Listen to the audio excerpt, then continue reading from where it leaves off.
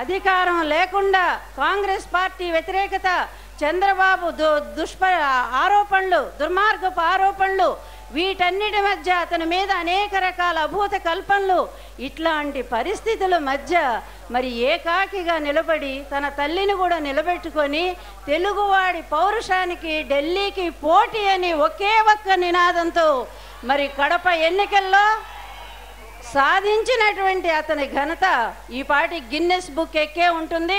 ఎందుకంటే ఏకాకిగా మేమందరం వెళ్ళినా కూడా అక్కడ ఓటర్లు ఒకటే అన్నారు, మీరందరూ వస్తే మమ్మల్ని చూసి వెళ్ళండి, అంతే తప్ప జగన్మోహన్ రెడ్డికి ఓటేయమని మీరు అడగొద్దమ్మా, అలా అడిగితే మేమే అవమానంగా ఫీల్ అవుతాము, మా బిడ్డ మా కడప పౌరుషం ఏంటో మేము చూపిస్తాము అని చెప్పినటువంటి కడప జిల్లా, ఆ పౌరుషాన్ని మనం ఏమని కొలత వేయగలం?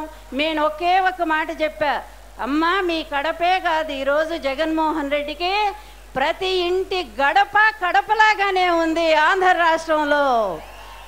ఏ మూలకెళ్ళినా ఈరోజు జగన్మోహన్ రెడ్డిని అంత మెజారిటీతో గెలిపించుకోవడానికి ప్రజలంతా సిద్ధంగా ఉన్నారు. ఎందుకంటే ప్రజలు తయారు చేసుకున్న నాయకుడు మన జగన్మోహన్ రెడ్డి గనక.